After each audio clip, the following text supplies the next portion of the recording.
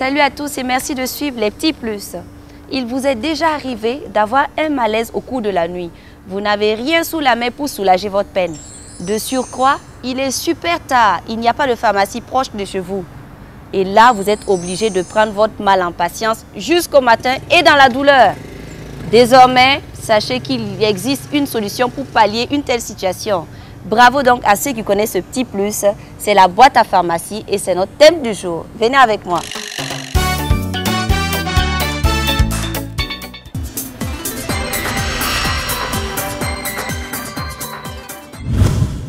Merci Dr Balkouma de nous recevoir pour partager votre expérience avec nous. Dites-nous, qu'est-ce que la boîte à pharmacie? La boîte à pharmacie, c'est une boîte où on rassemble tous les médicaments utilisés soit au bureau, soit à la maison, dans un endroit sûr et hors de portée des enfants. Donc vous avez dit, on peut l'avoir à la maison, au service et pour ceux qui voyagent? Là, c'est plutôt une trousse de secours qu'on a, surtout en cas d'accident, pour les premiers soins. Juste avant la découverte de la boîte à pharmacie d'une manière concrète, dites-nous quelle est l'importance d'avoir une boîte à pharmacie à la maison? Il est nécessaire d'avoir une boîte à pharmacie à la maison ou au bureau pour pouvoir répondre aux urgences qu'on peut rencontrer à la maison et aussi avoir un endroit sûr où on garde tous les médicaments. En cas de besoin, on n'a pas à fouiller à gauche et à droite pour trouver tel médicament. Tout est dans un seul endroit et de cette façon, on peut l'isoler des enfants. Ok, merci. On passe à la découverte donc.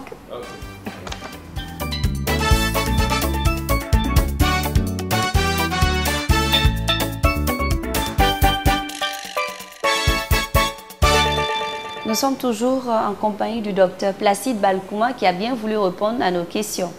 Docteur, alors, nous avons un modèle de boîte à pharmacie. Oui. En général, sous quelle forme elle se présente, à part celle-là? La boîte à pharmacie se présente sous différentes formes.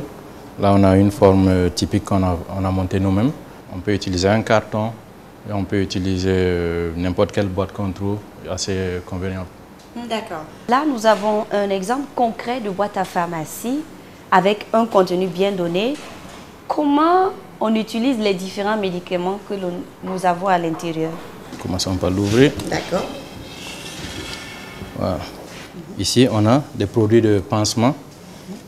On a des bandes, de l'alcool, du coton, des crèmes, tout ça pour les blessures, puis des sparadraps. Oui. On a des produits pour la congestion nasale. Parce que souvent, on rentre la nuit, on n'arrive pas à dormir et on a besoin de ça pour au moins nous permettre de bien respirer. C'est ça. Plus haut ici, on a des crèmes pour les allergies. Par exemple, les piqûres d'insectes, les petites irritations de la peau, on peut utiliser celui-là. Dans le cas où il y a des asthmatiques à la maison, il faut forcément avoir son petit aérosol à côté. On a des produits pour faciliter le sommeil, mais qui ne sont pas trop violents. Oui, pour ceux qui ont des troubles de sommeil. Exactement. Ou bien dormir, d'accord. Voilà. On a aussi des crèmes pour les massages musculaires. Ça, c'est par exemple pour les sportifs? Pour les sportifs, voilà. D'accord. Et on a celui-là aussi qui est également pour les sportifs. Un produit pour repousser les moustiques parce qu'on a beaucoup de moustiques par là. Oui. Ok. Voilà, on a des sirops pour la toux grasse, toux sèche, et puis aussi les maux de gorge en spray. On a aussi, il ne faut pas l'oublier, des produits pour la diarrhée parce que très facilement on peut se faire une petite intoxication. Voilà. Et on a également un produit pour les brûlures d'estomac. Il faut que j'arrive à le sortir. Voilà. D'accord. Donc ça, c'est très fréquemment utilisé. On a des brûlures à l'estomac, on l'utilise rapidement. On a des vitamines pour se remonter.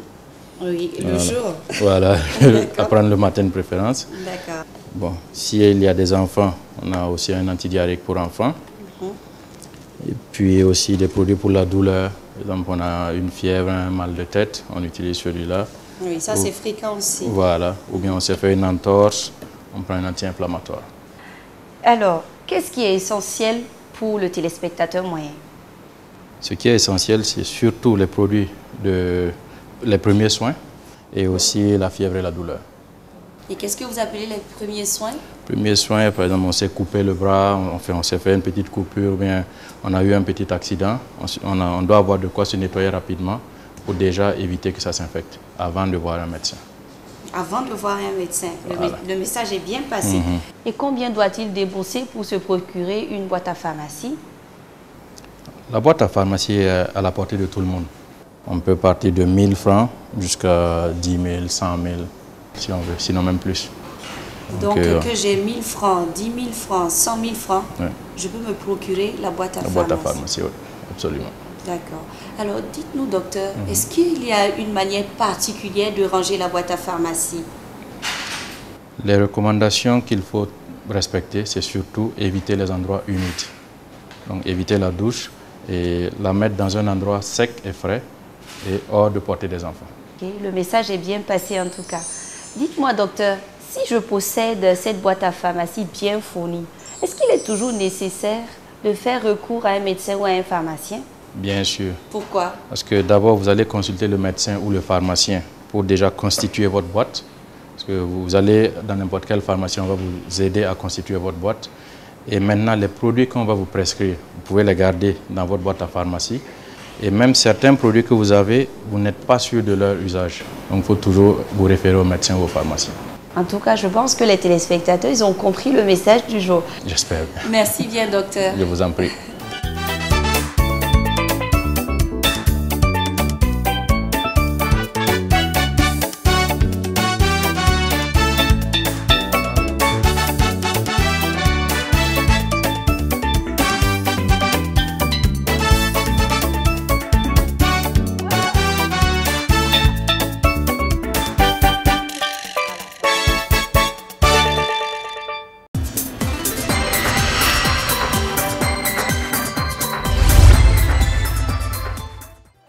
Le récapitulatif, la boîte à pharmacie. La boîte à pharmacie est un récipient qui contient des médicaments et des instruments à utiliser en cas d'urgence. Elle est à la portée de tout le monde et est préconisée pour la maison, le service, lors d'un voyage ou à l'école. La boîte à pharmacie peut contenir des compresses, des ciseaux, le thermomètre, un désinfectant local, du paracétamol, des produits calmants pour les douleurs dentaires ou digestives. Pour les médicaments, il faut tenir compte des besoins ou des pathologies de l'utilisateur. La boîte à pharmacie doit être dans un endroit fiable et sécurisé pour les médicaments. Il faut garder la boîte à pharmacie dans un endroit sec, frais et sans aucune humidité pour éviter la moisissure et surtout hors de la portée des enfants.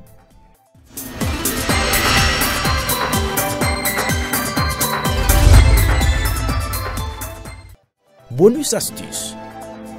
Il est toujours nécessaire de voir un pharmacien ou un médecin pour composer sa boîte à pharmacie.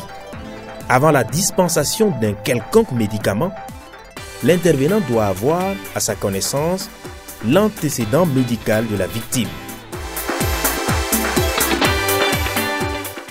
Alors, vous avez compris combien il est important d'avoir la boîte à pharmacie? Il suffit juste de faire des petites économies et on se la procure sans trop de difficultés. N'oublions pas, la santé n'a pas de prix. Et la vie est tellement belle que ça ne sert à rien de laisser les petits bobos gâcher notre sommeil. Sachez que vous êtes précieux pour nous. Procurez-vous donc la boîte à pharmacie. À très bientôt pour un autre petit plus.